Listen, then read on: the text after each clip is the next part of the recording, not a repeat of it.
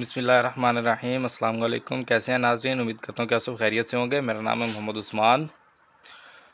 तो फाइनली जो है वो आपके 9th क्लास मैथ की जो है उर्दू मीडियम में बुक आ गई है। ये सिलेबस 2025 में जो है ये हमारे पास आया है और 2025 में भी चल रहा है। अब आप पता नहीं किस ईयर में वीडियो देख रहे हैं, लेकिन अभी जो है वो 2025 और अभी जो है ये बुक नहीं आई है। पहले इंग्लिश मीडियम में आई हैं, कुछ लेक्चर्स उसके अपलोड हो गए हैं और अब जो है वो मैं उर्दू मीडियम में इनको जो है वो सॉल्व करूँगा। इसमें जो है ये इसका जी फ्रंट इसका मतलब पेज है और यहाँ पर जो है इसके रेट भी लिखे हुए हैं। ये हमारे पास 215 रुपये की जो है इस वक्त मार्केट में मौजूद है और मार्च 2025 जो है अभी चल रहा है।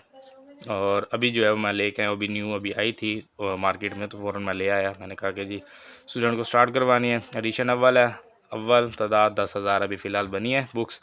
तो थोड़ी थोड़ी मिल रही हैं, हो सकता है किसी को मिल जाए, कोई रह जाए, तो उसकी आपने टेंशन नहीं लेनी, इंशाल्लाह बहुत जल्द आ जाएंगी। इसलिए मैं बुक ले आया हूँ साथ, ताकि आपको जो है वो सारा कुछ बता सकूँ। अब इसमें जो है एक तो मैं आपको ये बताता चलूँ कि जब इंग्लिश मीडियम की बुक आई है तो उसमें बहुत सारी मिस्टेक्स थी, बहुत सारे जो क्वेश्चन हैं उनको सही करना पड़ा, कुछ वैल्यूज़ जो हैं उनको फिर हमने सॉल्व करने के लिए कुछ चेंजिंग वगैरह की थी। इसमें जो है वो काम बहुत कम हो गया। इसमें तकरीबन जो है आप ऐसे कह सकते हैं कि 90% के करीब जो मिस्टेक्स हैं वो इसमें निकाल ली गई हैं। हाँ, ये ज़रूर हो सकता है कि इसके जो आंसर्स वगैरह दिए हुए हैं वो तो भी मैंने चेक नहीं किए, वैसे बुक के मैंने क्वेश्चंस वगैरह देखे हैं तो वो तकरीबन ठीक है।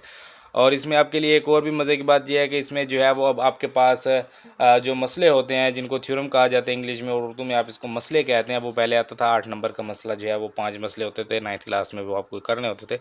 तो वो अब नहीं है, इसमें अब क्वेश्चन ही आपको करने होंगे।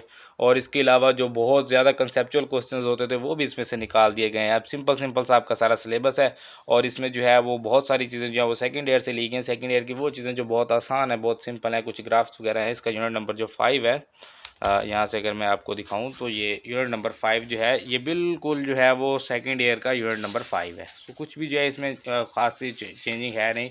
तो अगर आप इस यूनिट 5 को कर लेंगे तो आप जो है वो सेकंड ईयर की जो क्लासेस हैं उनको आप करवा सकते हैं, ये ग्राफ वगैरह। सो सेकंड ईयर का जो यूनिट 5 है वो आप सीख लेंगे। सेकंड ईयर का कोई आपके पास कोई कज़न वगैरह पढ़ता है तो फिर आप उसको भी समझा सकते हैं। अभी आपने 9th क्लास की है और आपने जो है वो यूनिट 5 कर भी लिया। तो बाकी जो है ये हमारे पास इसका सिलेबस जो है वो मुझे तो बहुत आसान लगा है। बाकी अब आपको पता नहीं कैसा लगता है, कोशिश मेरी यही होगी कि इतना डिटेल के साथ आपको समझाऊँ कि आपको भी जो है ये बिल्कुल आसान लगे। इसके जो है वो टोटल 13 जो है वो हमारे पास यूनिट इसके दिए गए हैं।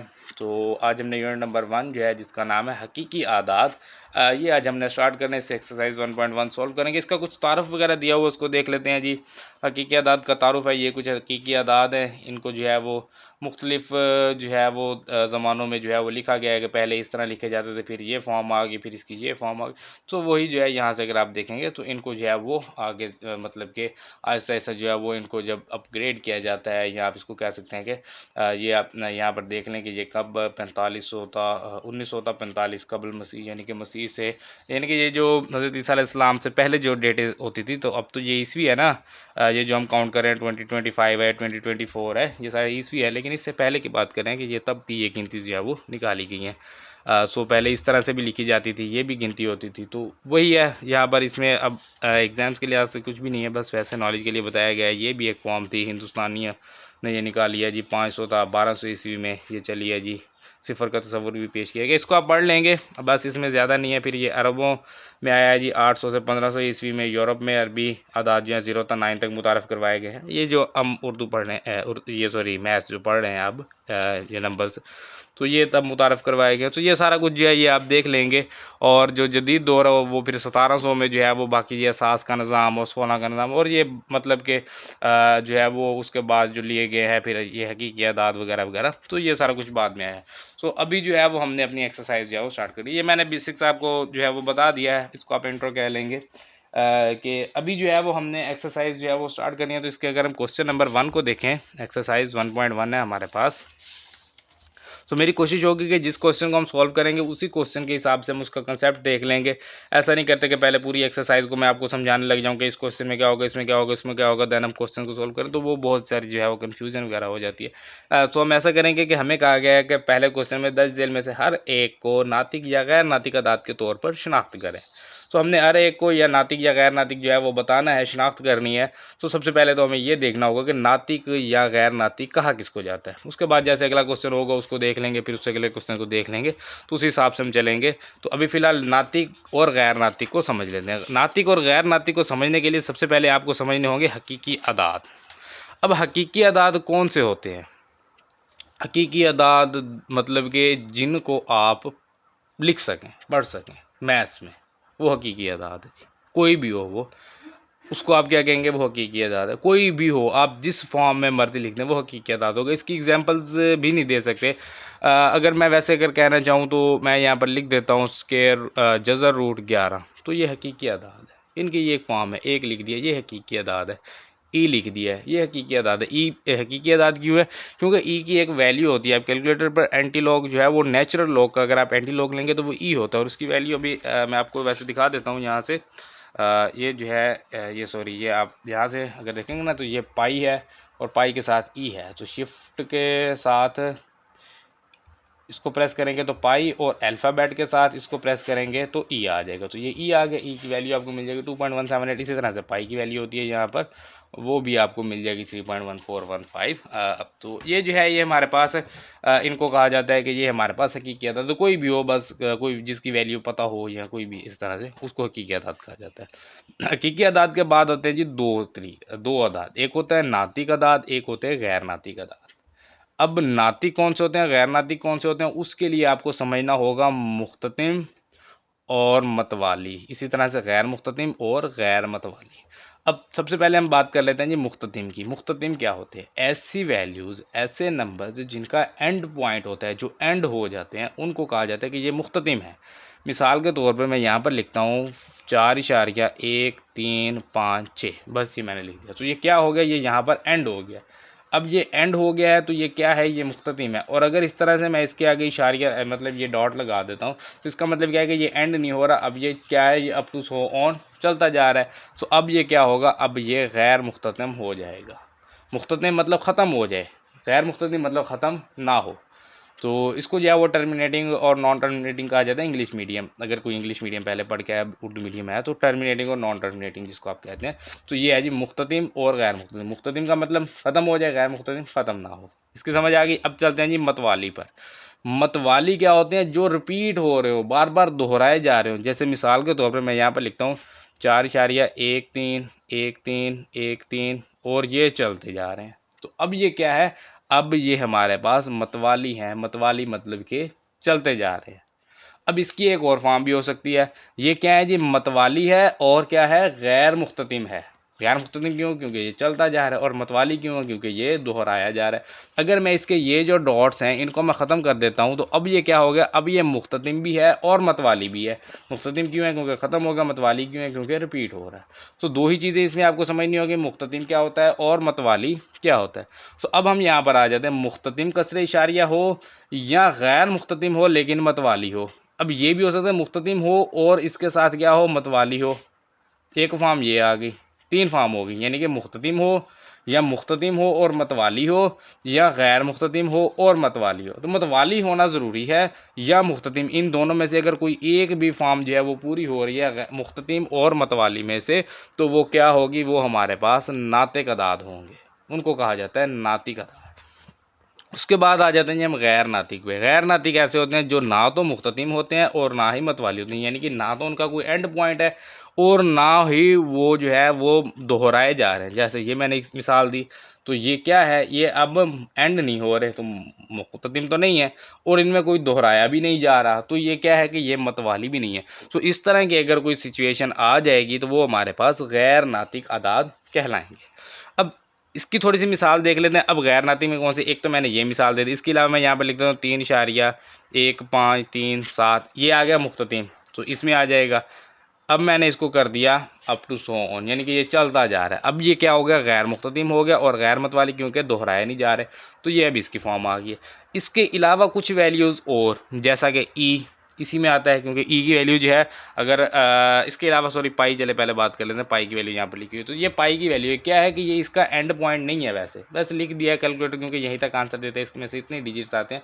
तो ये इसका बेसिकली एंड पॉइंट है नहीं, क्योंकि ना तो आप देखते हैं कि क्या, ना तो कोई जो है वो रिपीट हो रही है, दोहराई जा रही है, और ना इसका कोई एंड पॉइंट है, ये अप टू सो ऑन चलता जा रहा है। तो ये आ गया इसमें। उसके बाद जो ई है वो भी सेम इसी तरह अल्फ़ाबेट के साथ ये ई आ गया। तो ये भी आप देख सकते हैं कोई रिपीटिशन नहीं है, कुछ भी जो है वो सीक्वेंस नहीं है। अगर आप ये कहते हैं 8 to 8 है, ये 8 to 8 है, लेकिन 8 से पहले 1 है, ठीक है 1 है, यहाँ 1 से पहले 7 है, यहाँ 1 से पहले 8 है, तो ये तो कोई बात ना हुई। तो इसका मतलब है कि ये भी जो है वो इसको आप कहेंगे कि ये गैर नातिक है, क्योंकि ये गैर मुख्ततिम है और गैर मतवाली है। तो ये आगे 3 फॉर्म इसकी, यानी कि ये एक तो इस तरह से हो सकता है, दूसरी इसकी ये फॉर्म हो सकती है, तीसरी ये फॉर्म हो सकती है, एक और फॉर्म हो सकती है ऐसी वैल्यू जज़र रूट में जिसका मुकम्मल जज़र रूट ना हो, जैसे जज़र रूट 13, जज़र रूट 5, जज़र रूट 2। तो ये वो वैल्यूज हैं जिनका मुकम्मल जज़र रूट नहीं होता। अगर हम चेक करें, यहाँ मैं लिखता हूँ जज़र रूट 2, तो ये आप देख सकते हैं कि वैल्यू किस तरह आ रही है, वही आ गई, यही फॉर्म जिसकी हम पहले बात कर चुके हैं।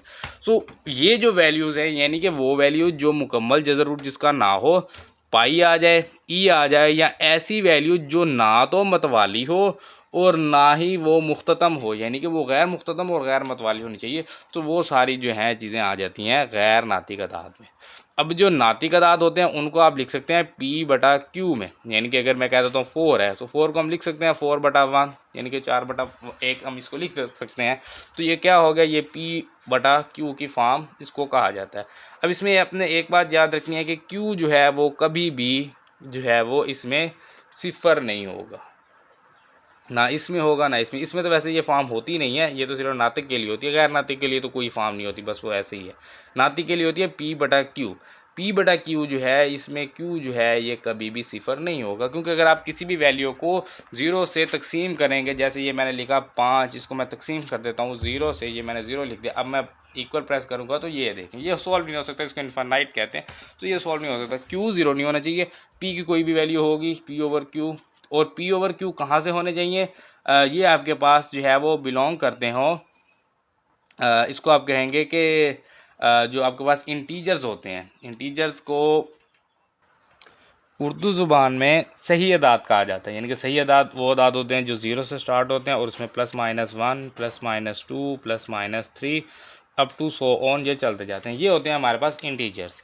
तो P और Q जो है ये इंटीजर्स होने चाहिए, और इसके अलावा जो है Q जो है वो 0 नहीं होना चाहिए, क्योंकि 0 इंटीजर में होता है, बाकी कोई भी वैल्यू हो सकती है, इसको P और Q की फॉर्म में आप लिखेंगे तो ये आपके पास नातिक होते हैं, और गैर नातिक को आप इस फॉर्म में नहीं लिख सकते P ओवर Q में। जैसे कि ये स्क्वायर रूट 2 है, इसको कैसे लिखेंगे P ओवर Q में, अब P जो है वो तो इंटीजर में होना चाहिए, इंटीजर में तो स्क्वायर रूट 2 नहीं होता, यानी जज़र रूट 2।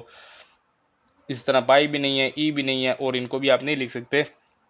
बाकी ये जो वैल्यूज़ हैं, ये जो आपके पास जो मुख्ततिम हैं या आपके पास जो है वो मतवाली हैं, इनमें से कोई एक भी सिचुएशन पूरी हो रही है तो उनको आप पी ओवर क्यू की फॉर्म में लिख सकते हैं। ये भी क्वेश्चन आएगा, आई थिंक 4 या 5 क्वेश्चन है हमारे पास, उसको भी हम करेंगे सॉल्व। तो इसमें जो है सिर्फ हमें ये चीज़ समझनी थी कि नातिक कौन से होते हैं, गैर नातिक कौन से होते हैं। तो उम्मीद है कि आपको समझ आ गई होगी। तो अब जो है वो हम अपनी एक्सरसाइज को, मशक को स्टार्ट करते हैं। तो ये है जी हमारे पास मश्क 1.1 सवाल नंबर 1 है। इसका दर्ज झेल में से हर एक को नातिक या गैर नातिक अदाद के तौर पर शनाख्त करें। हमने शनाख्त करनी है, सिर्फ ये बताना है कि ये नातिक है या गैर नातिक है। जुज़ नंबर 1 है इसका 2.353535। अब इसमें आप देखें कि ये जो है ये अब यहाँ पर आकर स्टॉप हो गया, रुक गया है, ये अप टू सो ऑन नहीं है, यानी कि इसके आगे डॉट नहीं लगे हुए कि ये अप टू सो ऑन जो है ये चलता जा रहा है।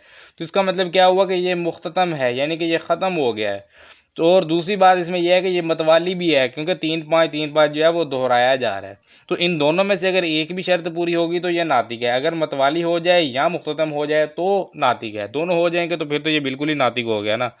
तो ये हमारे पास आ गया नातिक।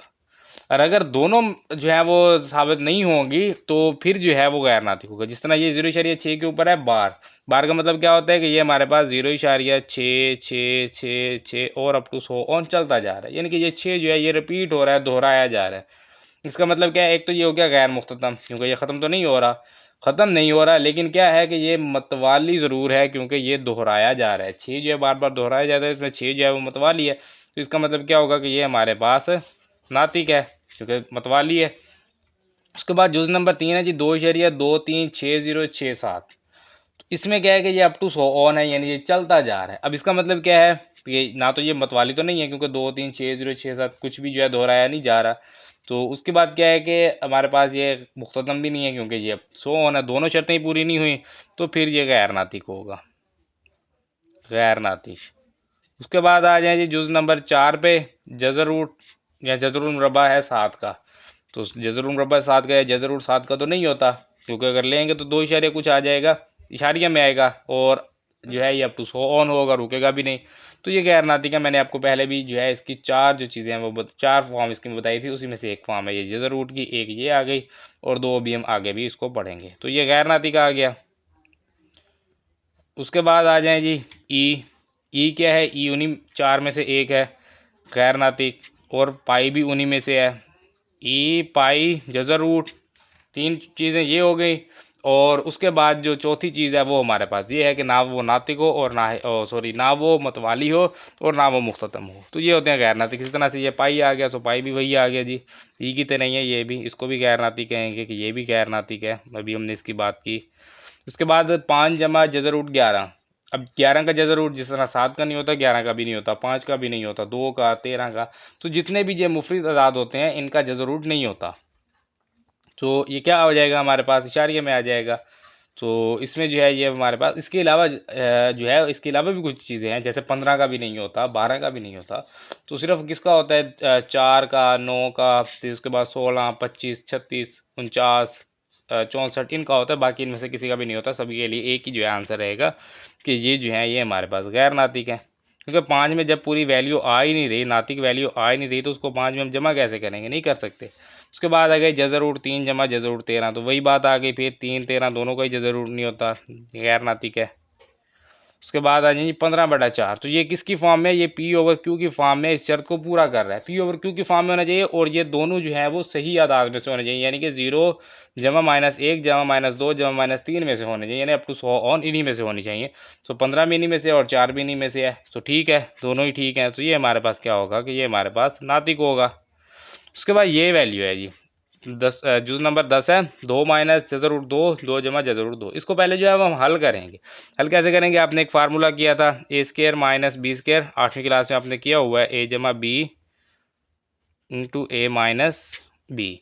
तो ये ए की वैल्यू, ये बी की वैल्यू, इस तरह ये ए की वैल्यू, ये बी की वैल्यू, तो ए माइनस बी इंटू ए जमा बी जो है किसके इक्वल होता है, ए स्केयर माइनस में बी का स्केयर, तो 2 का स्केयर, 4 माइनस ये जज़र रूट स्केयर से कैंसल, यानी कि स्केयर इसको कहेंगे, और ये हमारे पास आ गया मुरब्बा, या आप इसको कह लेंगे मुरब्बे से कैंसल, मुरब्बा भी इसको कहा जाता है, स्केयर बेसिकली मुरब्बे को कहा जाता है। वो इंग्लिश मीडियम में पढ़ा पढ़ा के ना बस उर्दू जो है वो मुश्किल लगने लगी। खैर ये 4 माइनस 2 जो है ये 2 हो गए हैं, तो ये हमारे पास क्या आ गया जी, 2 2, यानी कि 2/1 है, पी ओवर क्यू की फॉर्म है। या आप इसको ऐसे कहेंगे कि जो है ये गैर मुख्ततम है, क्योंकि ये ख़त्म हो गया, एक ही डिजिट है, ख़त्म हो गया, एक अदद ही है, तो ये क्या होगा, ये हमारे पास नातिक होगा। अब तो ये 2 3 5 कहना भी मुश्किल लग रहा है, जब से ये इंग्लिश शुरू की है ना इंग्लिश मीडियम में। खैर ये हमारा जो है क्वेश्चन नंबर या सॉरी सवाल नंबर 1 जो है ये हमारा मुकम्मल हो गया है। तो ये जी हमारे पास सवाल नंबर 2, दर्ज झेल आदात को अददी ख़त पर ज़ाहिर करें। तो अददी ख़त पर ज़ाहिर करना, अददी ख़त क्या होता है, ये ख़त लें उसके ऊपर अदद लगा दें 1 2 3 4, तो वो अददी ख़त बन जाएगा। पहला इसका जुज़ है जी जज़र रूट 2।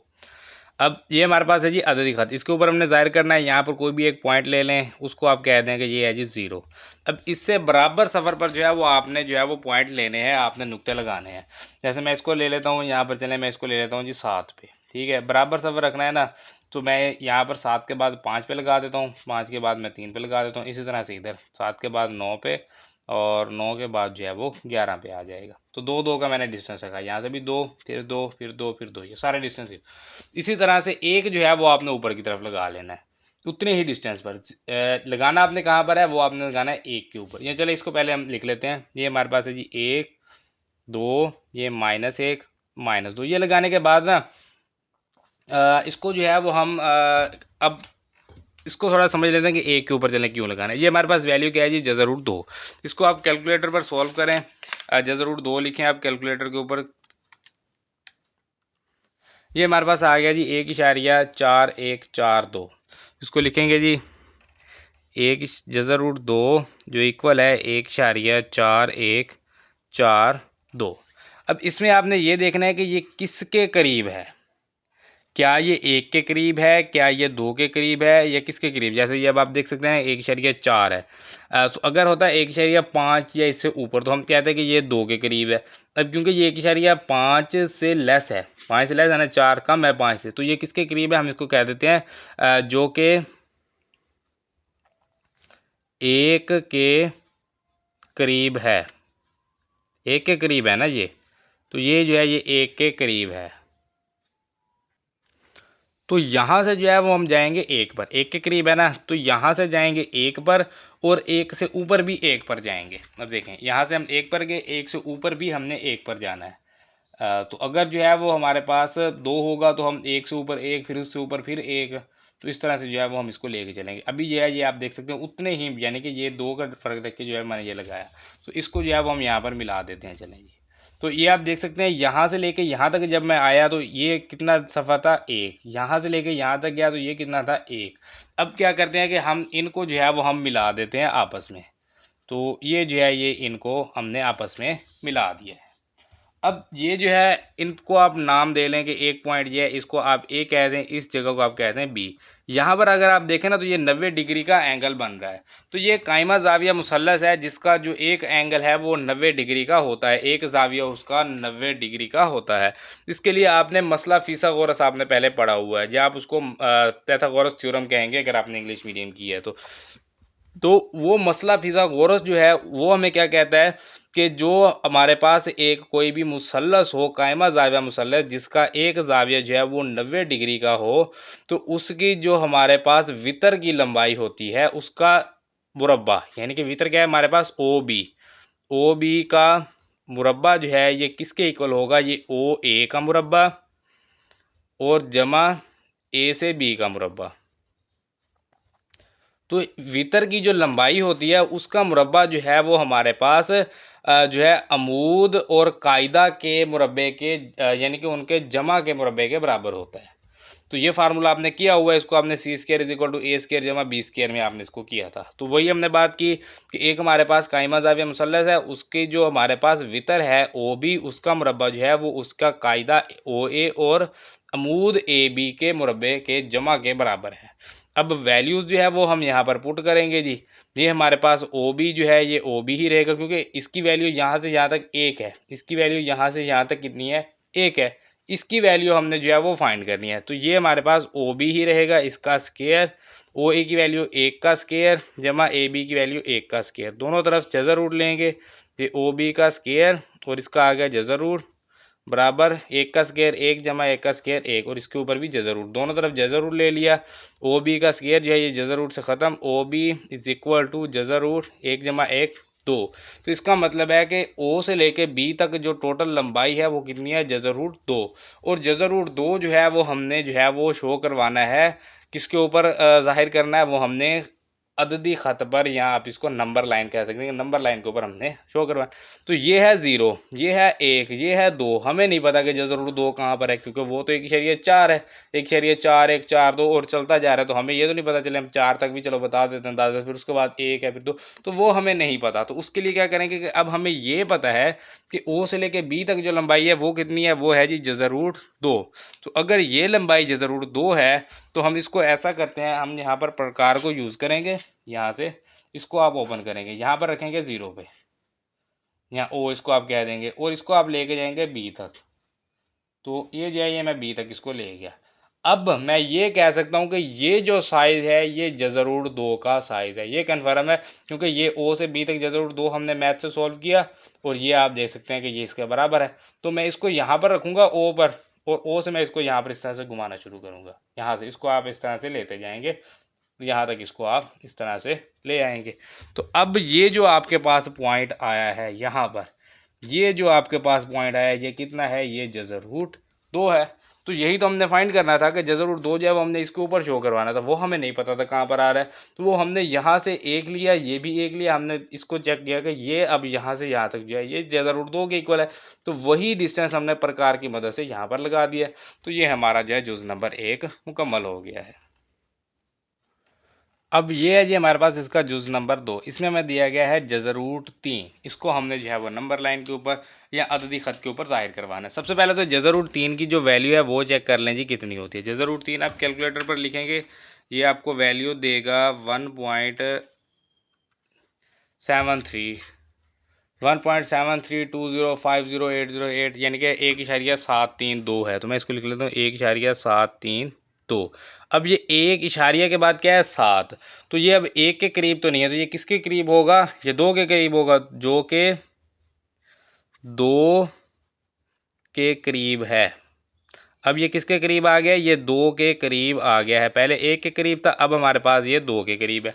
अब 2 के करीब है तो उसको कैसे करना है जी, पहले काम तो वही है जी, यहाँ पर कहीं पर भी आप जो है वो एक 0 ले लें, इसको आप ओ भी कहेंगे, तो यहाँ पे चले मैं 8 पे रख लेता हूँ। आपने जो है बराबर जो है वो डिस्टेंस रखना है, यानी कि ये हमारे पास 1 आ जाएगा, ये 2 आ जाएगा, ये 3 आ जाएगा। इसी तरह से ये हमारे पास 1 और ये 2 और ये आ जाएगा 3। तो इसको मैं कहूँगा 1 2 3, ये -1 -2 -3। अब क्या है कि हमें चाहिए जज़रूर 3, ये हमें पता है 1 है, ये 2 है, ये 3 है, 2 का हमें पता है कहाँ पर है। हमें ये नहीं पता कि 1.732 कहाँ पर आएगा, यानी कि जज़रूर 3 कहाँ पर आएगा। अब उसके लिए क्या है कि हमें ये पता है कि किसके करीब है, 2 के करीब है। 2 के करीब है ना, तो पहले आप इसको लेके जाएंगे यहाँ से, जितना आपने ये सफ़र किया ना इतना ही आप ऊपर की तरफ सफ़र करेंगे। तो ये मैं जो है यहाँ पर इसको लगा देता हूँ, ये हमारे पास यहाँ तक आ जाएगा। तो इसको जो है वो हम यहाँ पर मिला देंगे। ये पॉइंट है जी, इस पॉइंट को जैसा कि हम पहले कह चुके हैं, ये इसको मैं कह देता हूँ ओ पॉइंट है, इसको मैं कह देता हूँ ए पॉइंट है, इसको मैं कह देता हूँ बी पॉइंट है। ये सफ़र कितना है 1। और अगर मैं इन दोनों पॉइंट को यहाँ से मिला देता हूँ, ये मैंने इन दोनों पॉइंट को यहाँ से मिला दिया, तो ये अब एक कायमा ज़ाविया मुसल्लस बन गई है, और ये हमें पता है कि जज़रूर 2 है। अभी हम पिछले सवाल में इसको हम प्रूव करके, अगर आपने पिछला सवाल नहीं किया होगा तो आपको पहले तो ये प्रूव करना होगा यहाँ तक। जब ये प्रूव हो जाएगा उसके बाद जो है वो हम आगे चलेंगे। तो अब क्योंकि ये हम पहले प्रूव कर चुके हैं, वेरीफाई कर चुके हैं कि हमारे पास जो है ये जज़रूर 2 है, ये डिसीजन हमें क्या चाहिए, हमें तो जज़रूर 3 चाहिए, 2 तो हमें चाहिए नहीं।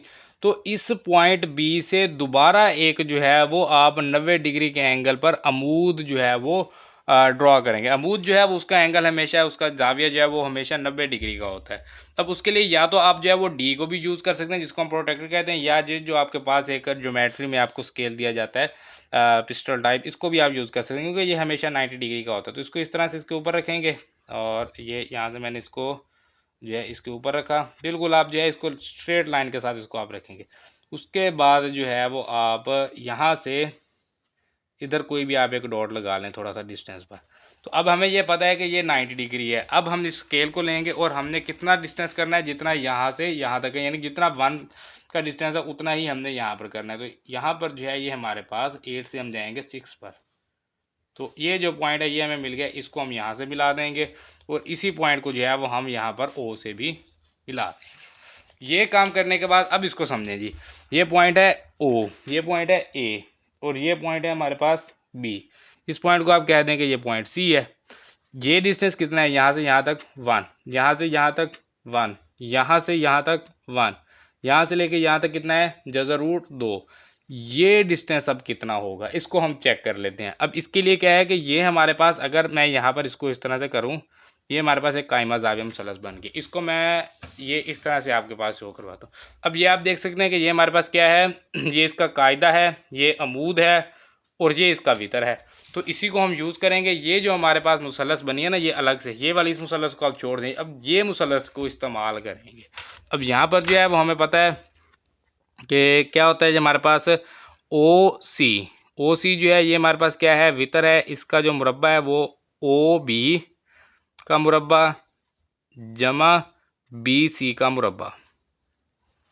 तो ये कायदा का मुरब्बा, अमूद का मुरब्बा, और ये वितर का मुरब्बा। तो वितर का मुरब्बा बराबर होता है कायदा का मुरब्बा जमा अमूद का मुरब्बा। तो वितर क्या है हमारे पास वो तो हमें नहीं पता, तो ओ सी का स्केयर ही लिखेंगे is equal to O B. O B क्या है हमारे पास जज़रूर 2, ये हमें पता है, इसका मुरब्बा आ जाएगा जमा बी सी का मुरब्बा है, बी सी क्या है हमारे पास, बी से सी क्या है 1, तो 1 का मुरब्बा लेंगे। अब ओ सी का मुरब्बा बराबर ये हमारे पास जज़र रूट 2 से कैंसिल 2 आ जाएगा, जमा में 1 का मुरब्बा 1।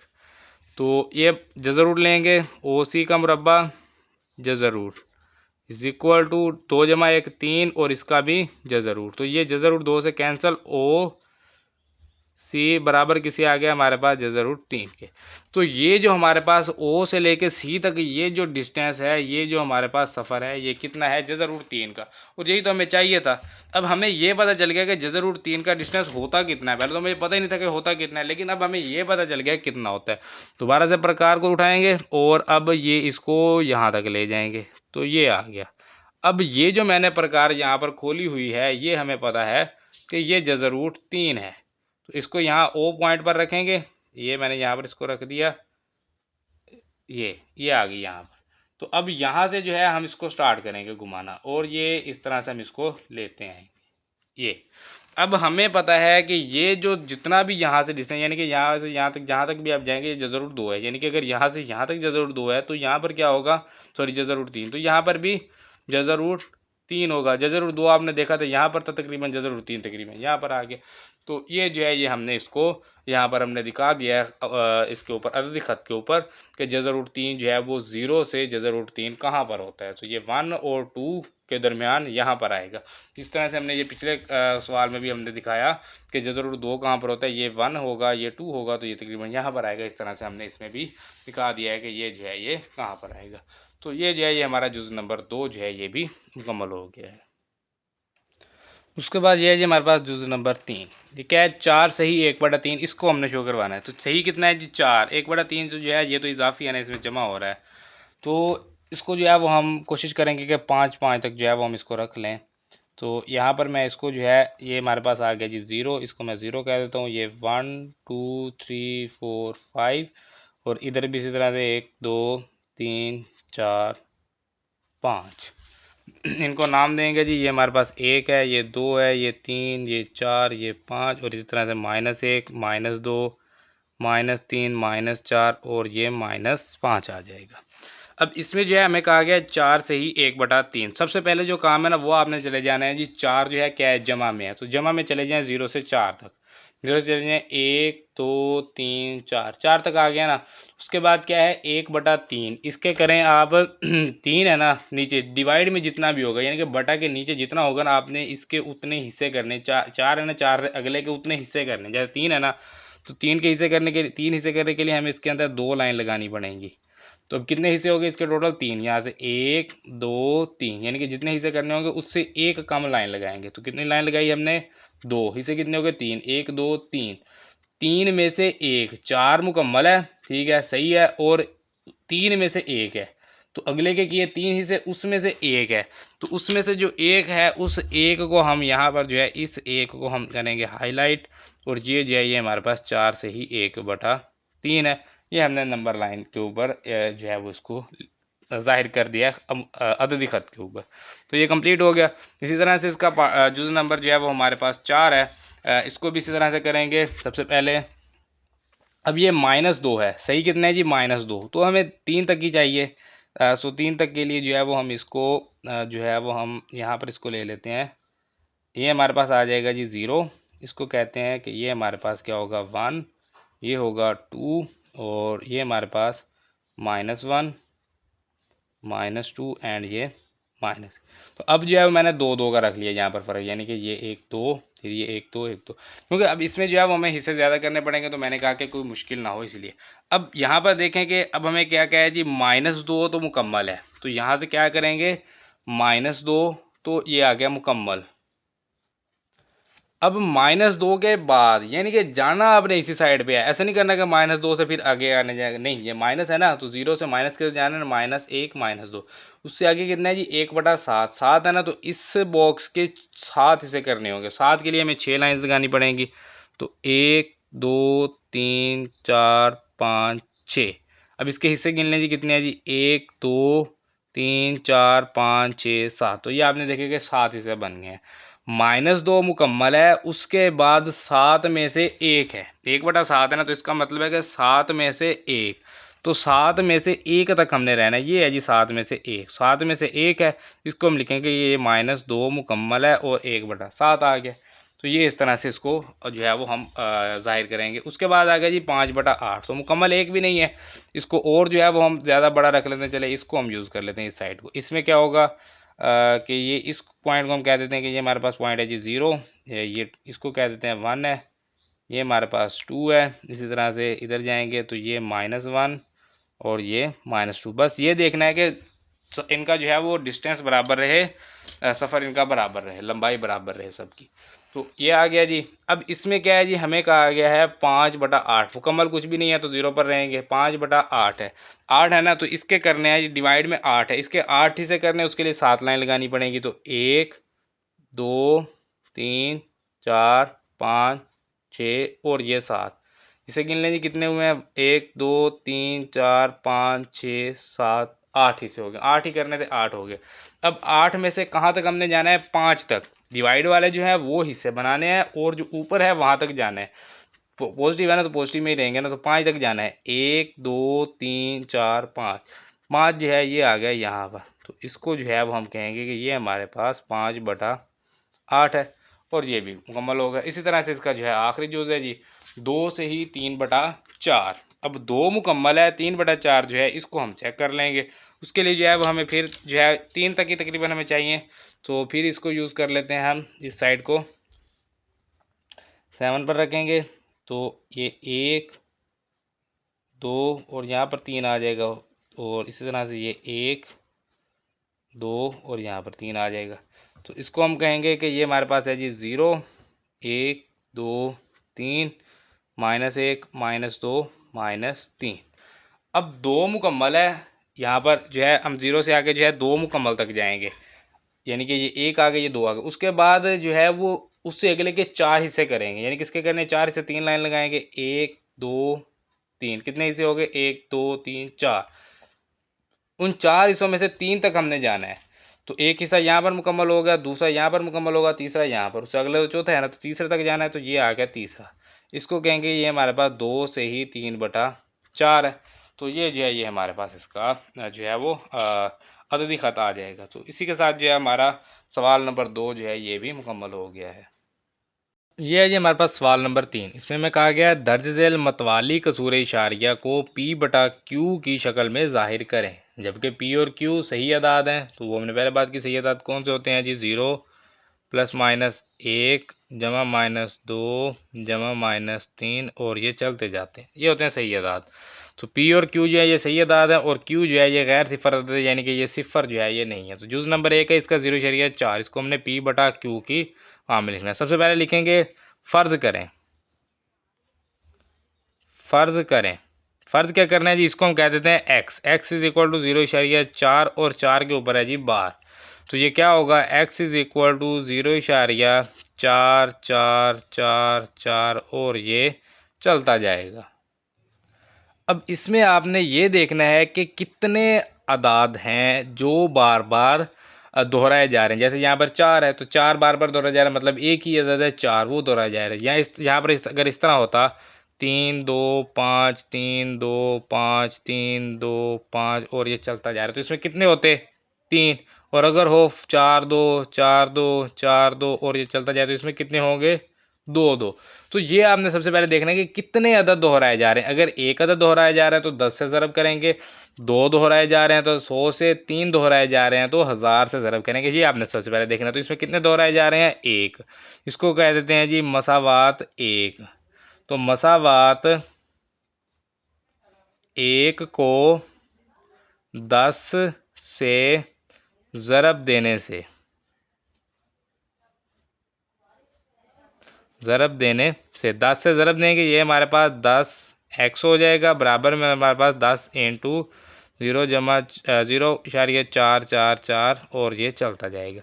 तो 10 से इसको ज़रब करेंगे तो ये हमारे पास हो जाएगा 10x = 4.444 और ये चलता जाएगा। क्योंकि जो इशारिया जितनी इसको यानी कि 10 से मल्टीप्लाई करेंगे इशारिया एक अदद आगे जाएगा, 100 से मल्टीप्लाई करेंगे 2 अदद आगे, यानी 1000 से ज़रब करेंगे तो 3 अदद डाल दे और इस तरह से ये जो है ये चलता जाएगा। इसको कह दें इक्वेशन नंबर या मसावात नंबर 2। अब मसावात एक को मसावात दो में से आपने माइनस करना है, यानी तफरीक करना है। तो मसावात एक को मसावात दो में से तफरीक करने से,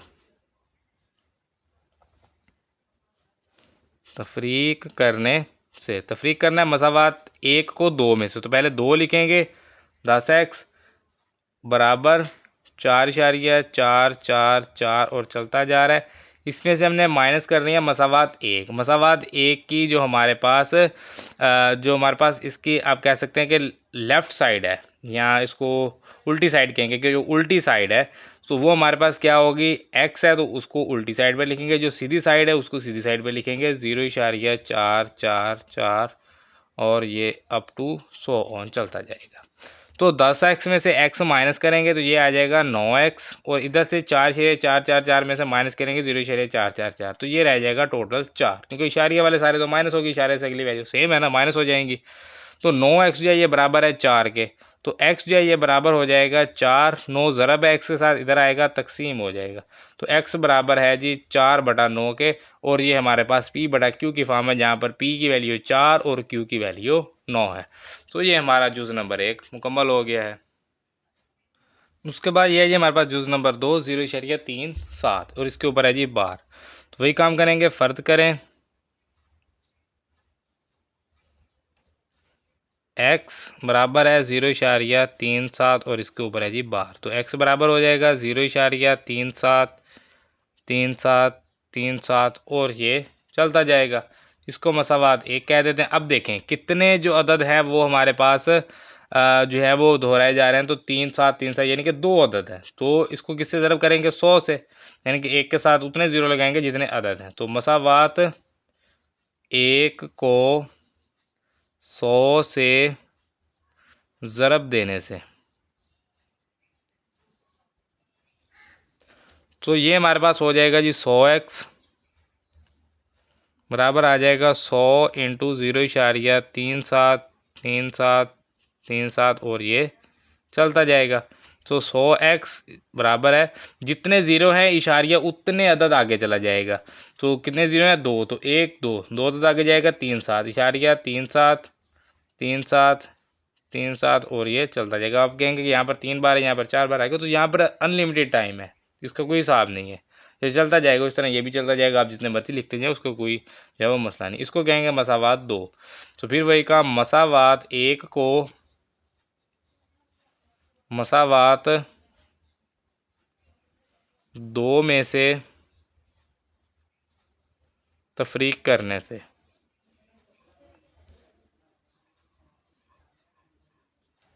तो पहले लिखेंगे मसावात 2 100x माइनस करेंगे उसमें से x, इसी तरह से मसावात 2 37 पॉइंट या 33.37 माइनस करेंगे 0.37 और ये भी चलता जाएगा। तो 100x में से x माइनस किया 99x यानी 99x, और इधर जो है ये हमारे पास 37.37 में से ये 0.3737 माइनस करेंगे तो ये 37 रह जाएगा। तो x जो है ये बराबर आ जाएगा 37/99। तो ये जो है ये हमारे पास इसका आंसर है। इसको जो है वो आप चेक भी कर सकते हैं कि 37 जो है वो 99 पे तकसीम होता है या नहीं होता। 37 तकसीम 99 करेंगे तो ये आपके पास जो है वो ये फिर वापस वही इशारिया में लेगा 0.3737, तो ये नहीं हो रहा तकसीम, यहीं तक जो है ये रहेगा। तो ये हमारे पास इसका आंसर है। उसके बाद ये है जी हमारे पास जुज़ नंबर 3, इसमें हमारे पास है जी 0.21 के ऊपर बार। तो फ़र्द करें, x बराबर है 0.21 के ऊपर बार। तो x बराबर हो जाएगा 0.21 और ये चलता जाएगा। ये आ गई मसावात नंबर 1। मसावात 1 को कितने हैं जी, दो अदद है ना, तो एक के साथ दो ज़ीरो लगाएंगे, यानी कि ये क्या हो जाएगा 100 से ज़रब देने से। तो ये हमारे पास हो जाएगा 100x बराबर 100 0.21 और ये चलता जाएगा। अब यहाँ पर जो है 100 को इससे ज़रब करेंगे, ये 100x ऐसे ही रहेगा और ये आ जाएगा हमारे पास 2 ज़ीरो है ना, तो इशारिया को 2 अदद आगे ले जाएंगे, तो ये 2 1 के बाद आएगा इशारिया, उसके बाद 2 1 2 1 2 1 और ये चलता जाएगा। इसको मसावात 2 कह दें। तो मसावात 1 को मसावात 2 में से तफरीक करने से,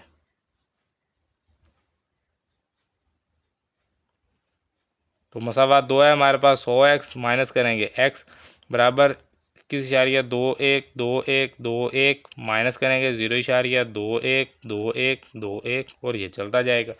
तो ये हमारे पास आ जाएगा 99x और बराबर में आ जाएगा 21, क्योंकि ये 0.21 किया है, इसमें से माइनस हो जाएगा तो 21 आ जाएगा। x is equal to 21/99।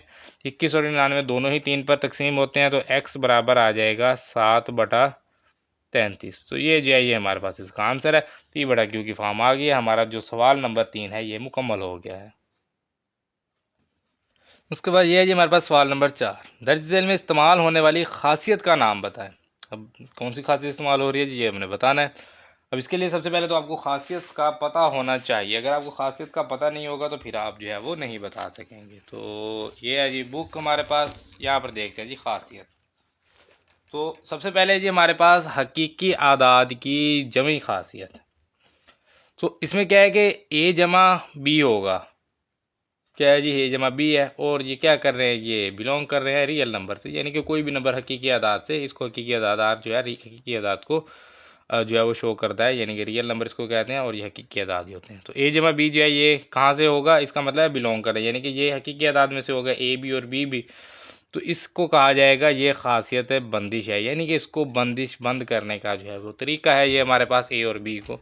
तो ये हमारे पास जमई खासियत है किसकी, बंदिश की, जमई खासियत बंदिश। इसी तरह से ए जमा बी बराबर बी जमा ए, इसको यहाँ पर प्रूव भी किया है। 2 जमा 5 बराबर 5 जमा 2 बराबर 7, 2 जमा 5 भी 7 होता है, 5 जमा 2 भी 7 होता है। इसका मतलब है कि ए जमा बी जो है बी जमा ए के इक्वल होता है। इसको कहेंगे कि ये खासियत मुबादला है, जमई खासियत मुबादला।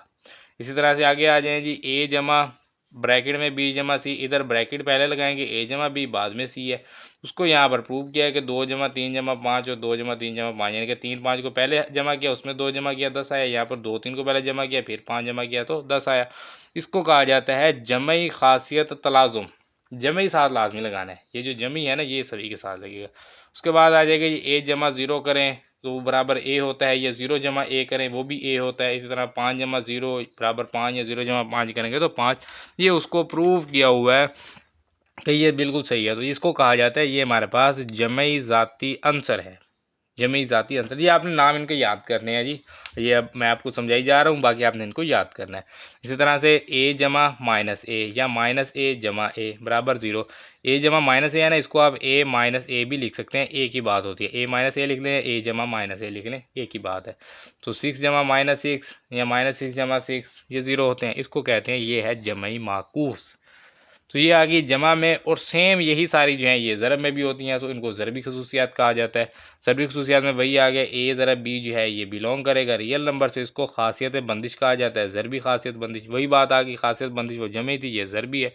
जैसे वहाँ पर ए जमा बी था, यहाँ पर ए ज़रब बी बराबर बी ज़रब है, ये खासियत मुबादला है, लेकिन ये ज़रबी खासियत मुबादला है। उसी तरह से खासियत तलाज़ुम आ गया, पहले बी सी को ज़रब करेंगे, फिर पहले ए बी को ज़रब करेंगे, तो जवाब सेम रहेंगे। इसको कहा जाता है ये खासियत तलाज़ुम है। तो ये ज़रबी हैं जी, ये भी ज़रबी खासियत बंदी, ये भी ज़रबी, ये भी ज़रबी। उसी तरह से जैसे इसमें जो है ज़ाती आंसर जो है वो हमारे पास 0 होता है जमा में, इसी तरह से ज़रब में ज़ाती आंसर 1 होता है, यानी कि ए को 1 से ज़रब करें या 1 को ए से ज़रब करें या ए लिखें तो एक ही बात है, तीनों इक्वल ही होते हैं, तो आप एक जो है वो इसमें ज़रब कर सकते हैं। तो इसको जो है वो ज़रबी ज़ाती आंसर कहा जाता है। और अगर आप ए के साथ ज़रब करते हैं 1/a, या ए को आप तकसीम करते हैं ए से, या आप ए को ज़रब करते हैं 1/a से, या 1/a को आप ज़रब करते हैं ए से, तो आपके पास जवाब आएगा 1। वही यहाँ पर साबित भी किया गया कि 7 को ज़रब करें 1/7 से, या 1/7 को ज़रब करें 7 से, तो जवाब 1 आएगा। इसको कहा जाता है ये है ज़रबी माकूस। तो यहाँ पर जहाँ जहाँ प्लस लगेगा यहाँ पर वो ज़रब हो जाएगा। तो दोनों की प्रॉपर्टीज़ जो है, दोनों की खसूसियात तकरीबन मिलती जुलती हैं, बस यहाँ पर आप जो है वो जमी लगाएंगे, यहाँ पर जो है वो आप ज़रबी लगाएंगे। उसके बाद हकीकी अदाद की तकसीमी खसूसियात। अब तकसीमी खसूसियात की बात करते हैं। हमने जमई और ज़रबी जो है वो हमने कर लिए हैं। अब तकसीमी की बात करते हैं। अब इसमें क्या होता है कि ए जो है ये ज़रब हो रहा है बी जमा सी से, यानी कि बी जमा सी और बाहर ए ज़रब हो रहा है, ये ब्रैकेट है। और इसी तरह से ए जो है वो बी के साथ ज़रब हो रहा है, फिर ए जो है वो सी के साथ ज़रब हो रहा है, तो ए बी जमा ए सी आ जाएगा। तो इसको कहा जाता है कि ये ज़रब की बाई, यानी कि ये बाएं जानिब है ना, ज़रब किस जानिब है, बाएं जानिब। दाएं जानिब तो नहीं है ना, दाएं जानिब ये होता है और ये बाएं जानिब होता है। तो ज़रब की जो बाएं जानिब है क्या है जी, ये खासियत है तकसीमी बिल्लिहाज जमा। यहाँ पर क्या है, जमा, तो खासियत तकसीमी है, बिल्लिहाज जमा है। अब जमा की जगह यहाँ माइनस लगा दिया है, तो वही सेम सिचुएशन रहेगी। ज़रब की बाई खासियत तकसीमी बिल्लिहाज तफरीक। तो अब पहले जमा था, अब तफरीक आ गया। खासियत वही है, ज़रब की बाई खासियत तकसीमी बिल्लिहाज तफरीक, और यहाँ पर ज़रब की बाई खासियत तकसीमी बिल्लिहाज जमा। अब यहाँ पर क्या है कि वो जो ज़रब हो रहा था, जो भी है, वो ए है या बी है या सी है, वो अब जो है वो दाएं जानिब चला गया है। बाकी वही काम रहेगा, सी को ए से ज़रब करेंगे, सी को बी से, तो वो ए सी जमा बी सी आ जाएगा।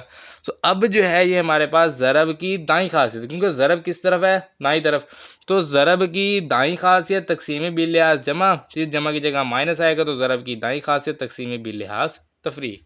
तो ये थी इसकी जो हमारे पास हकीकी अदाद की खसूसियात। उसके बाद बाकी जो है ये हमारे पास हकीकी अदाद की बराबरी और ना बराबरी क्या है, ये अगले क्वेश्चन में यूज़ होंगी, तो अगले क्वेश्चन में इनको डिस्कस कर लेंगे।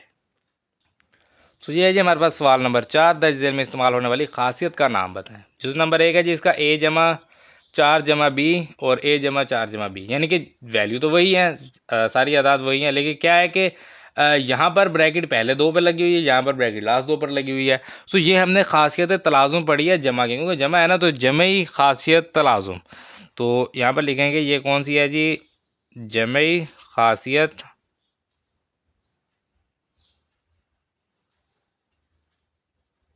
तलाज़ुम, ये खासियत तलाज़ुम है। उसके बाद आ जाए जी इसके जज़र रूट 2 जमा जज़र रूट 3 बराबर जज़र रूट 3 जमा जज़र रूट 2, तो वही आ गया ए जमा बी बराबर बी जमा ए। तो ये खासियत मुबादला भी हमने पढ़ी है, जमी खासियत मुबादला, जमी खासियत मुबादला। उसके बाद आ जाए जी एक्स माइनस एक्स बराबर ज़ीरो, इसको हम लिख सकते हैं एक्स जमा इंटू माइनस एक्स बराबर ज़ीरो।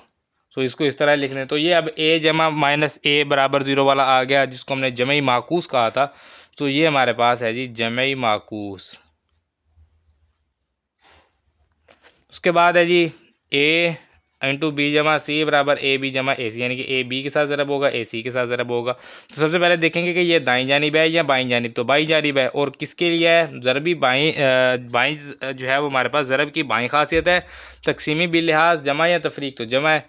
तो ज़रब की बाईं खासियत तकसीमी बिल्लिहाज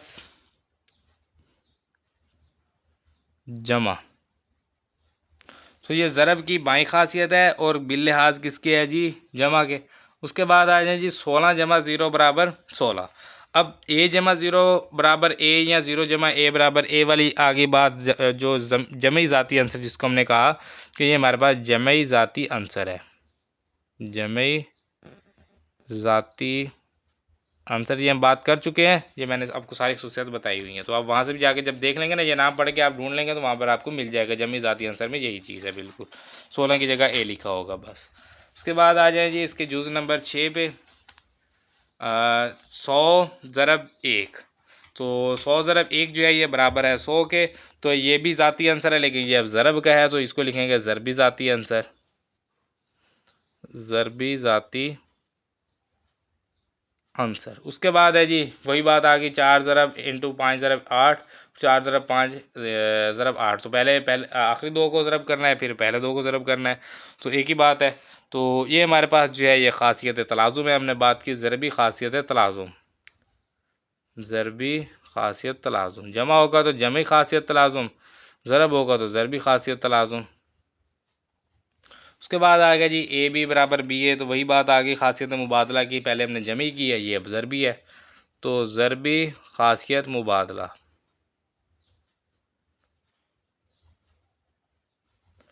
तो ये जो है ये हमारा सवाल मुकम्मल हो गया है। तो ये जी हमारे पास सवाल नंबर 5, दर्ज झेल में इस्तेमाल होने वाली खासियत का नाम बताएं।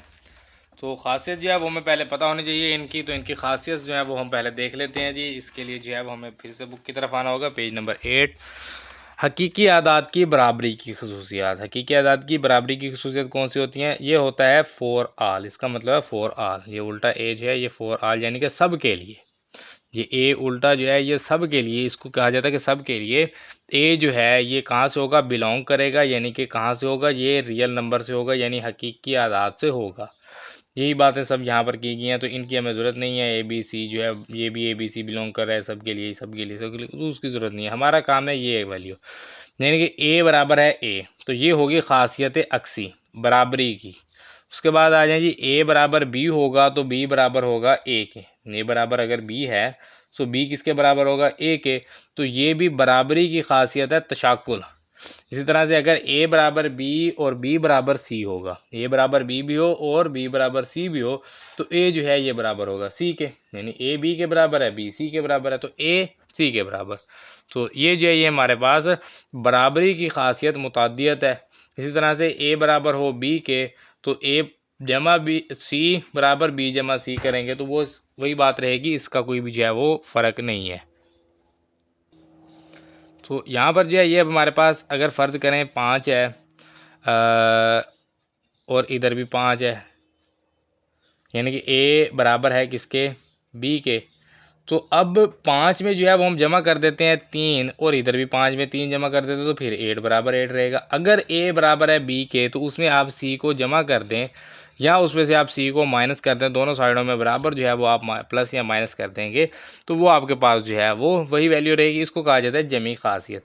उसके बाद आ जाते अगर ए बराबर बी हो तो ए के साथ भी सी को ज़र्ब कर दें, बी के साथ भी सी को ज़र्ब कर दें, तो वो ए बराबर बी ही रहेगा, क्योंकि सी दोनों पहले बराबर है तो वो बराबर ही रहेगा। तो इसको कहा जाता है कि ये है ज़रबी खासियत। उसके बाद है जी अगर ए जमा सी बराबर बी हो, बी जमा सी हो, यानी ए जमा सी बराबर बी जमा सी हो तो ए बराबर बी होगा। तो वही बात आ गई, यहाँ पर सी जो जमा किया गया था यहाँ पर वो जमा जो है वो ख़त्म कर दिया गया है, तो ए बराबर बी। तो ये खासियत है तकसीमी खासियत बिल्लिहाज जमा। और इसी तरह से अगर ए सी बराबर बी सी हो, यहाँ से सी दोनों से ख़त्म कर दें तो ए बराबर बी आ जाएगा। इसको कहा जाता है तकसीमी खासियत बिल्लिहाज ज़रब। तो ये खासियत आपने याद करनी है। उसके बाद आ जाते हैं जी ना बराबरी। ये सब बराबरी की खासियत है, इसके साथ लिखेंगे बराबरी की खासियत। ये अब आ जाएंगे ना बराबरी की खासियत पर। ना बराबरी की खासियत में सबसे पहले जी सलासी खासियत। इसमें क्या कह रहा है कि ए जो है वो बी हो के इक्वल होगा, बराबर होगा, या ए जो है वो बी से बड़ा होगा, या ए बी से छोटा होगा। 3 सिचुएशन हो सकती है, इसको कहा जाता है ये सलासी खासियत है। उसके बाद आ जाते हैं जी अगला, ए जो है वो बड़ा है बी से और बी जो है वो बड़ा है सी से। ए बी से बड़ा है, बी सी से बड़ा है, तो इसका मतलब है कि ए जो है वो सी से भी बड़ा है।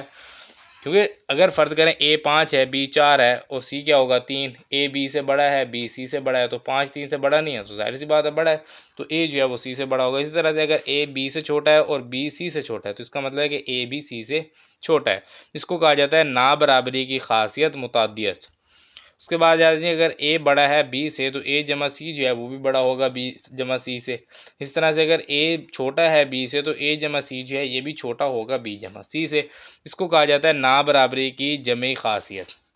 उसके बाद आ जाते हैं जी अगर ए बड़ा हो बी से तो ए सी बड़ा होगा बी सी से, अगर सी 0 से बड़ा हो। अब इसको थोड़ा सा इन दोनों को थोड़ा सा आपको समझना होगा कि यहाँ पर अगर ए जो है वो क्या है वो बड़ा है बी से, तो ए सी बड़ा होगा बी सी से इस सिचुएशन में, इस हालत में कि सी जो है वो 0 से बड़ा हो, यानी कि सी की वैल्यू पॉजिटिव। मिसाल के तौर पर अगर ए की वैल्यू हमारे पास 4 और वो है बी से बड़ा, तो इसकी मतलब है कि बी की वैल्यू क्या है हमारे पास 3। अब क्या कह रहे हैं कि सी जो है वो हमारे पास अगर दोनों के साथ हम ज़रब करेंगे तो वो बड़ा रहेगा, लेकिन अगर 0 से बड़ा हो, अगर 0 से छोटा होगा तो क्या होगा? अगर मैं यहाँ पर फ़र्ज़ करें मैं कर देता हूँ -2 से मल्टीप्लाई, इधर भी -2, सी की वैल्यू हमने -2 रख ली, तो 4 ज़रा -2 करेंगे तो -8 और ये आ जाएगा -6। तो -8 तो -6 से छोटा होता है, -8 है ना, तो -8 -6 से छोटा होता है, +8 जो है वो बड़ा होता है, माइनस में तो छोटा होता है। तो -8 -6 से है छोटा, लेकिन यहाँ पर क्या कह रहा है कि बड़ा है, तो इसका मतलब गलत है। इसलिए उसने साथ वाज़ेह कर दिया है कि सी जो है वो बड़ा होना चाहिए 0 से, यानी कि वो हमेशा जमा ही होगा। तो जमा होगा तो फिर जमा 8 जो है ये जमा 6 से बड़ा है। तो वो बात आ गई यहाँ पर। उसके बाद अगर ए जो है वो छोटा है बी से और ए सी जो है वो छोटा होगा बी सी से अगर सी बड़ा रहे 0 से। लेकिन अगर सी जो है वो छोटा हो जाता है 0 से, इस सिचुएशन में क्या होगा, फिर उलट हो जाएगा कि अगर ए बी से बड़ा है, सी जो है वो दोनों के साथ मल्टीप्लाई करेंगे और सी 0 से छोटा है, तो फिर ये उलट हो जाएगा। कैसे कि ए बड़ा था बी से, तो ये ए सी जो है ये छोटा हो जाएगा बी सी से। ये देखें, ये बड़ा का साइन है ए का, और ए सी क्या हो गया, छोटा हो गया, क्योंकि सी 0 से लेस है। वही बात यहाँ पर, अगर ए बी से छोटा है तो फिर ए सी जो है वो बी सी से बड़ा हो जाएगा, अगर 0 से सी लेस है तो। उसके बाद आ जाए जी, ए बड़ा है बी से और सी बड़ा है डी से। ए बी से बड़ा है, सी डी से बड़ा है, तो ए सी जो है वो बी डी से बड़ा होगा, क्योंकि ए भी बड़ा है सी भी बड़ा है, यहाँ बी छोटा डी छोटा, तो बी डी का प्रोडक्ट भी छोटा होगा, ए सी का प्रोडक्ट भी बड़ा होगा। इसी तरह अगर ए बी से छोटा है और सी डी से छोटा है, तो ए सी का प्रोडक्ट सी डी के बी डी के प्रोडक्ट से छोटा होगा। ये होती है ज़रबी खासियत ना बराबरी की। उसके बाद आ जाते हैं तकसीमी खासियत ना बराबरी की। अब इसमें क्या है कि ए छोटा है बी से, तो ए ओवर सी जो है ये भी छोटा होगा बी ओवर सी से, अगर सी 0 से बड़ा रहे। ये वो बात, अगर ए छोटा है बी से, तो ए बटा बी सी जो है ये बड़ा होगा बी बटा सी से, अगर सी 0 से छोटा हो जाए। बड़ा होगा तो ये बात, अगर छोटा होगा तो फिर ये साइन जो है उलट हो जाएगा। और उसी तरह अगर ए बड़ा है बी से, तो ए ओवर सी बड़ा रहेगा बी ओवर सी से, अगर सी 0 से बड़ा है, और अगर सी 0 से छोटा हो जाएगा तो फिर ये साइन चेंज हो जाएगा, उलट हो जाएगा, जो बात अभी हम यहाँ पर करके आए। तो ये होती है ना बराबरी की तकसीमी खासियत। इसके बाद आखिरी है जी, A B belong to R और दोनों की एक ही अलामत हो, यानी कि दोनों की अगर एक ही अलामत हो तो क्या होगा, यानी कि ए जो है वो बड़ा है बी से और ए जो है वो बड़ा है, ए छोटा है बी से और ए जो है वो बड़ा है बी से, अलग अलामत सेम होनी चाहिए। पिछले जो है वो हमें यहाँ पर अलग अलग बताया कि सी जो है वो बड़ा हो तो सी छोटा हो, इसमें क्या कह दिया उसने, एक ही बात कर दी कि अलामत एक हो, बस अलामत एक होगी। तो क्या होगा कि अगर ए जो है वो छोटा है बी से, तो ए 1 ओवर ए जो है वो बड़ा हो जाएगा, और अगर ए बड़ा है तो 1 ओवर ए छोटा हो जाएगा। इसको कहा जाता है ज़रबी माकूस खासियत। तो ये थी हमारे पास खासियत, खसूसियात हैं हकीकी आदाद की, बराबरी की और ना बराबरी की। तो इसी की मदद से जो है वो हमारा ये जो इसका जो सवाल है, सवाल नंबर 5, ये हमारे पास हल होगा। तो ये हमारे पास सवाल नंबर 5 है, दर्ज झेल में इस्तेमाल होने वाली खासियत का नाम बताएं। -3 जो है ये छोटा है -1 से, तो 0 जो है ये छोटा होगा 2 से। -3 -1 से छोटा है, 0 जो है वो 2 से छोटा होगा। अब इसमें किया गया है असल में, इसमें अगर आप देखें ना, तो इसमें बेसिकली सी को प्लस किया गया है। जैसे कि -3 है तो मैं यहाँ पर लिख देता हूँ -3 प्लस जमा 3 और ये -1 जमा 3। तो ये काम किया है। यहाँ पर सी जो है 3 जो है वो एज आ सी यहाँ पर जमा किया गया है, सी के तौर पर 3 को हमने जमा किया।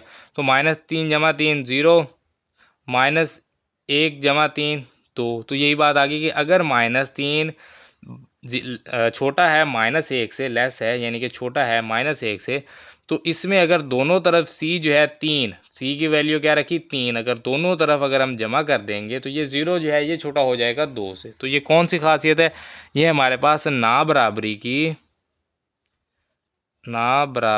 की जमी खासियत, ये जमा किया है ना, तो जमी खासियत।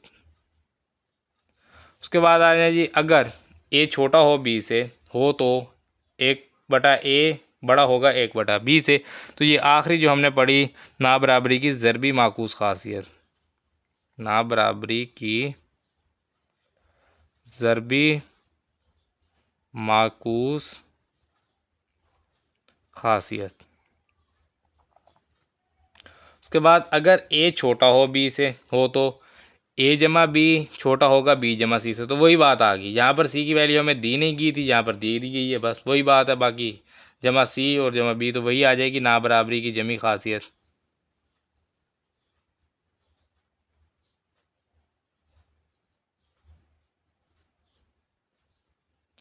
उसके बाद अगर ए सी छोटा हो बी सी से और सी बड़ा हो 0 से, यानी कि सी जो है वो क्या होगा, वो यहाँ पर 0 से बड़ा होगा, यानी कि पॉजिटिव होगा। तो अगर ए सी छोटा है बी सी से, तो ए भी छोटा रहेगा बी से, क्योंकि सी जो है वो तो पॉजिटिव है ना, 1 होगा तो 1 है, 1 इधर मल्टीप्लाई करेंगे, -1 तो नहीं है ना, -1 होगा तभी तो उलट होगा ना, -1 होगा तभी तो उलट होगा। तो क्योंकि ये तो सी तो है जो है वो जमा रहेगा क्योंकि 0 से बड़ा है, तो ए जो है वो क्या होगा अब बड़ा होगा, सॉरी ए जो है ए सी जो है वो छोटा है, तो ए जो है वो भी छोटा रहेगा। ये हमारे पास थी इसकी ज़रबी खासियत, इसको हम कहेंगे ना बराबरी की ज़रबी खासियत।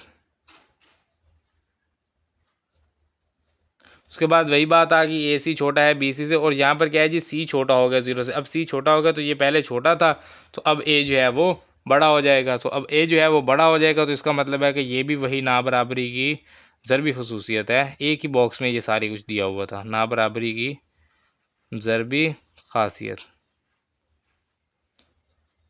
उसके बाद आखिरी है जी, ए बड़ा है बी से, या ए बराबर है बी से, या ए जो है वो छोटा है बी से। तो ये हमारे पास सलासी खासियत है ना बराबरी की है।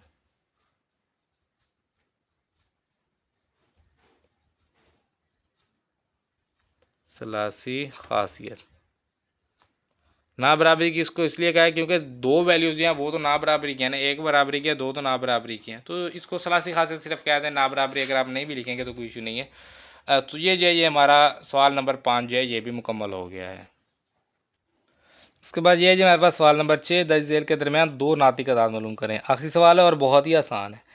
असल में ना कोई भी अगर आपके पास दो अदद होते हैं, दिए गए होते हैं, जैसे कि ये मैं यहाँ पर लिख देता हूँ 10 एंड 30, तो इसके दरमियान कितने नाते का तादाद हैं बेशुमार। अगर मैं यहाँ पर लिख देता हूँ ना कि 10 एंड 11, इसके दरमियान कितने नाती का तादाद हैं, तो बेशुमार। क्या क्या क्या होगा, 10.1 होगा, 10.01 होगा, 10.0000000001, यानी कि एंडिंग पॉइंट होगा ना, ये भी एंडिंग पॉइंट के साथ ही मैं लिख रहा हूँ ना, तो ऐसा तो मैं इसको इनफाइनाइट तो नहीं कर रहा एंडिंग पॉइंट के साथ। तो ये सब नातिक होंगे, तो कहाँ तक लेके जाएंगे हमें नहीं पता भी ये कहाँ तक जाएंगे, तो इन सब को नातिक कहा जाता है। अब कोई भी जो है अगर आपने नातिक फाइंड करना है रैंडमली, तो इसका मेथड क्या होता है कि आप जो है वो इन दोनों को जमा करें, दो पे तकसीम करते हैं, 10 जमा 30 40, 40/2 20, तो 20 इन दोनों के दरमियान है, 20 को यूज़ करें, इन दोनों में से कोई एक उठा लें, 30 और 20 को ले लें, 30 जमा 20/10, तो ये आ जाएगा 25, तो 25 इन दोनों के दरमियान है। अब 25 20 30 10 में से कोई से दो उठा लें, फिर इसी तरह से जो वैल्यू आएगी फिर उन 5 में से कोई से दो उठा लें, फिर जो वैल्यू आएगी, यानी कि इन्हीं में से कोई ना कोई उठाते जाएँ, और आपके पास जो है पेंसिल ख़त्म हो जाएगी, कापियाँ ख़त्म हो जाएंगी, ये वैल्यूज़ ख़त्म नहीं होंगी। तो बिल्कुल सिंपल सा इसका मेथड है। तो क्या करेंगे, 1/4 को जमा करेंगे 1/3 से, तो इसका जो है वो हमारे पास कैलकुलेटर आप यूज़ कर सकते हैं, अदरवाइज़ जो है वो आप जो है इसका आधे आज़म लेंगे जिसको आप एलसीएम कहते हैं, तो वो हमारे पास आ जाएगा जिसका 4 ज़रब 3 12, और 3 ज़रब 12 ज़रब 1 12 तकसीम 4 3, जमा 12 ज़रब 1 12 तकसीम 3 4 आ जाएगा। तो 4 जमा 3 7/12, इसको आप तकसीम करेंगे 2 से, यानी कि जो भी वैल्यू होगी उसको क्या करना है, 2 पे तकसीम कर देना है, जैसे हमने यहाँ पर तकसीम किया। तो ये तो पहले बटा में थी तो हमने इसको इस तरह तकसीम कर दिया, तो ये हमारे पास 7/12 तकसीम है, इसको मैं लिख देता हूँ ज़रब 1/2, यानी कि 2/1 था तो मैंने इसको 1/2 कर दिया ज़रब करके, तो ये हमारे पास आ जाएगा 7/24। अब हमारे पास इन दो के दरमियान एक आ गया, अब एक ये और इन दोनों में से कोई एक उठा लें, एक और मिल जाएगा। जैसे यहाँ पर मैं इसको लिख देता हूँ जी 1/4 को चले मैं लेने लगा हूँ, जमा कर देते हैं इसमें 7/24, तो इसका जो है हमारे पास आधे आज़म इसका आ जाएगा 24, तो 24 को 1 से मल्टीप्लाई करेंगे 24, 4 पे तकसीम करेंगे तो ये आ जाएगा 6, जमा 24 को 7 से ज़रब करेंगे तो 24, और 24 ज़रब 7 तकसीम 24 करेंगे तो ये 7 रह जाएगा। इसके साथ हमें तकसीम करना है जी 2, तो 6 जमा 7 कितना होता है 13/24, इसको ज़रब कर देंगे 1/2, तो ये आ जाएगा 13/48, ये इसका आंसर है, ये इसका आंसर है। इसी तरह से आप जो है अब आपके पास 4 वैल्यूज़ हो गई हैं, इन चारों में से कोई सी फिर 2 उठाएं, उसमें से आपको मिल जाएगी, फिर कोई सी 2 उठाएं फिर मिल जाएगी, इस तरह आप जितनी मर्जी जो है वो आप निकाल सकते हैं वैल्यूज़, इसका कोई एंड नहीं होता। तो ये हमारा जुज़ नंबर 1 मुकम्मल हो गया है। इसके बाद ये है जी हमारे पास जुज़ नंबर 2, 3 और 4। अब इसको करना है जी, इसमें सबसे पहले 3 जमा 4/2, 3 जमा 4 कितना होता है 7, 60/2, ये हमारे पास इसका जवाब है। एक आ गया। उसके बाद हमारे पास 3 अदद हैं, 3 में से 2 उठाएं, मैं ले लेता हूँ, चले 4 और 7/2 को ले लेते हैं जी। तो 4 जमा 7/2, इसको किस पर तकसीम करवाना है जी, 2 पे। सो ये हमारे पास इसका आधे आज़म 2, 4 ज़रब 2 8 जमा 7 और तकसीम है, इसको मैं लिख देता हूँ ज़रब 1/2। सो 8 जमा 7 कितना होता है जी, 15, 2 ज़रब 2 4। तो ये जो है ये हमारे पास इसका जवाब है। 2 हमें कहेंगे तो 2 हमने बता दिए हैं। इसके बाद ये है जी हमारे पास जुज़ नंबर 3, आखिरी जुज़ है इसका।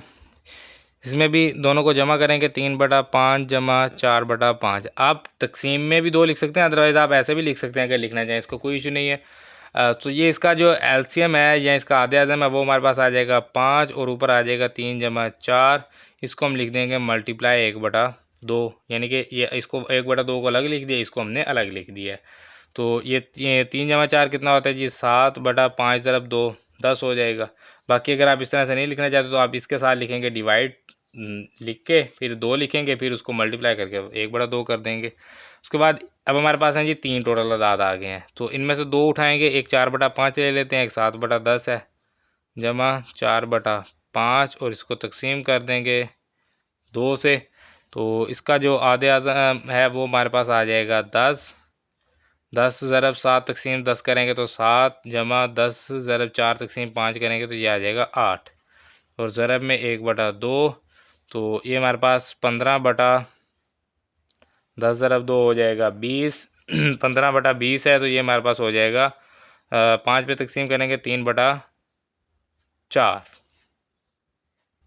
तो यहाँ पर ये भी इसका जो है वो आंसर है और एक ये आंसर है, तो दोनों जो है वो हमने यहाँ पर फाइंड कर दिए। तो इसी तरह से आप जितनी चाहें फाइंड कर सकते हैं। अब तो आपके पास 4 अदाद आ गए हैं, तो जितने चाहें आप फाइंड कर सकते हैं। बाकी में 2 का आ गया तो 2 फाइंड कर लिए हैं। तो ये हमारा जो सवाल नंबर 6 है ये भी मुकम्मल हो गया। इसके साथ हमारी मशक 1/1 जो है वो हमने मुकम्मल कर लिया है। इंशाल्लाह अगली वीडियो में मशक नंबर 1/2 जो है उसको सॉल्व करेंगे, हल करेंगे। तो मिलते हैं इंशाल्लाह अगली वीडियो में, तब तक अपना ख्याल रखिए, दुआ में याद रखिए। अल्लाह हाफिज़।